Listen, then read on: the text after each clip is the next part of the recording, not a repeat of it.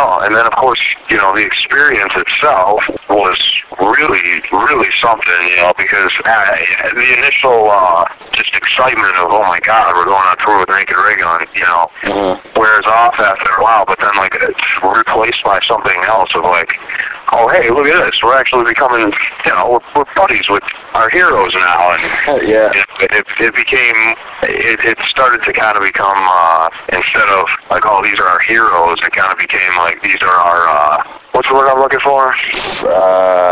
You don't want to say friends, that doesn't sound contemporaries? Or is that... Contemporaries. Is that... Contemporaries with mutual respect for one another. Right, exactly. Yeah, something like that. There you go. So it was just, that was really cool. And then I totally fell in love with the Swingin' Utters on the tour. Like, wow, I should have been listening to this for 15 years. Yeah, so, I mean, it was just, it was a hell of an experience. A lot of good and bad things happened on the road, but it was awesome. It was as awesome as you could imagine it being.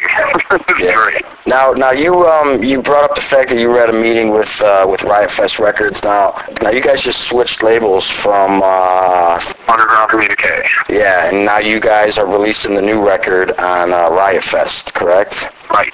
I mean, how did that whole switch come about? Was there any hostility between labels, or is it all still a beautifully mutual, respectful thing as far as creativity goes and understanding and respect? Well, both labels are coming from a totally different place.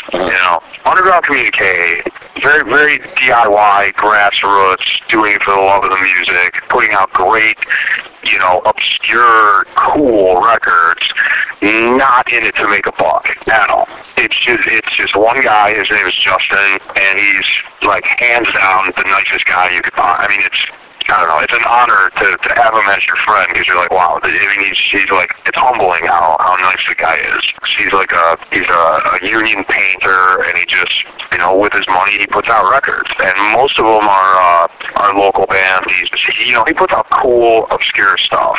But he only has a kind of a limited budget and a limited amount of time. He has no employees. He doesn't really do too much as far as like tour support goes and everything. He's not looking to make this a career. He's just doing it because he wants to do it, and it's awesome. I mean, what he does is really cool. But what we wanted to get to a point where we were a nationally or even internationally touring band, and actually try to step it up to the point where we can do that, because we're selling enough records to keep putting gas in the tank and keep going out. And Justin and Underground Communique, as wonderful as that label is, that's not necessarily their mission to bring bands to that level. That's just not the label for that kind of avenue. So Riot Fest Records is, I mean, they're much more business-minded. Yes, of course, they're doing it for the love of the music, but they're in it to bring their bands to, I don't know, I guess as much as they can, just so it worked a lot better for what we want to do, as far as touring and really, getting out there and doing as much as we can with this band. And no, there's absolutely no bad blood whatsoever. Actually, this new album, Take Control, was until just recently going to be a split release between Riot Fest and Underground Communique. Oh, really? Yeah, and the vinyl was going to be on Underground Communique, and the CD was going to be on Riot Fest. Okay.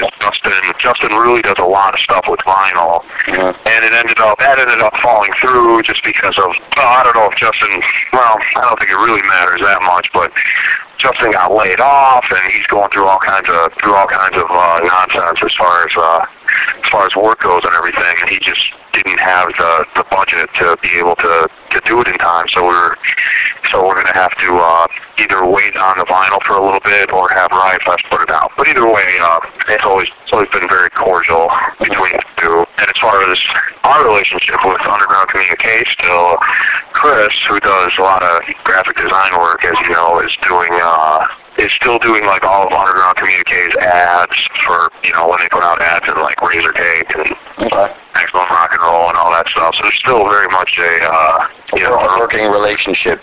Yeah. Now, since we're actually on two subjects that I wanted to discuss. First, I suppose we'll deal with this one. Talk about the new record a little bit more. When's the release date, and what kind of sounds can we expect coming from it? Is it in the same tradition, the sing along, the fast?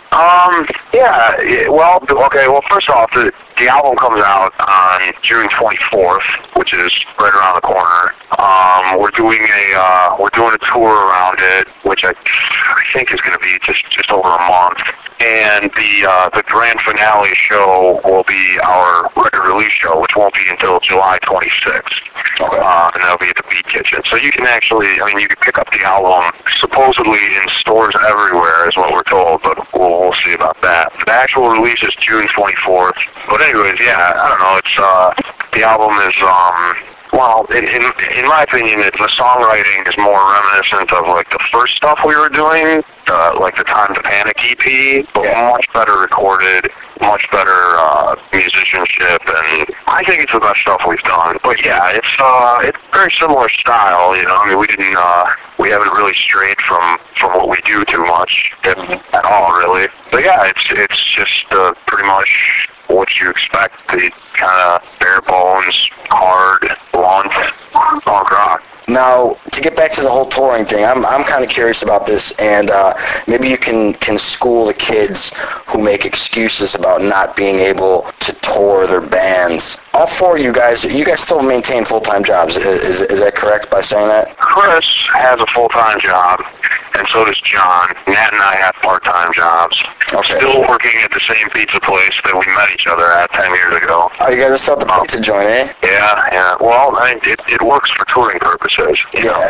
Well, yeah, that was actually my question. I mean, how do you guys juggle that schedule where you guys can hit the road for a few months or a few weeks or whatever, you know, hitting the West Coast up, hitting the East Coast up? How's that possible? How do you guys balance that? Well, Nat and I work, I mean, to be honest, it's a high school job, you know, and we can easily take off. We can say, okay, I'm leaving for these 2 months. And they just say, okay, get your shifts covered. And that's the end of that. You put up a note, and people sign up for your shifts. John is a mower, and he's been working the same job for 10 years or so. So he can, same thing. It's just kind of, you know, it's just kind of like a city moving, you know, a moving company that is, you know, they're pretty relaxed about. And then I think all of his coworkers think John's like a rock star. So yeah. So his boss is like, yeah, go ahead. Go grab the world. Yeah, exactly. Yeah. Don't forget us when you're famous, you know, stuff like that. Yeah. And then Chris is the most difficult because Chris is a graphic designer, and he has a real job, and you know he gets paid a salary and all that stuff.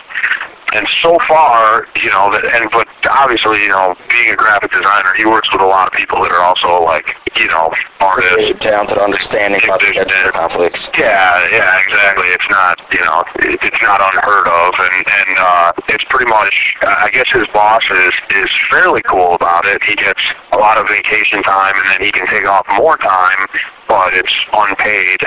But he's already kind of talked to his boss a little bit and said, you know, it might get to the point where I'm only going to be in Chicago, you know, 4 months out of the year. You know, he's already decided if it comes to that point, then he's just going to do freelance work, and because we're going to be on the road most of the time. Yeah, I mean, you guys are planning on doing full-time touring 7 months out of the year, then?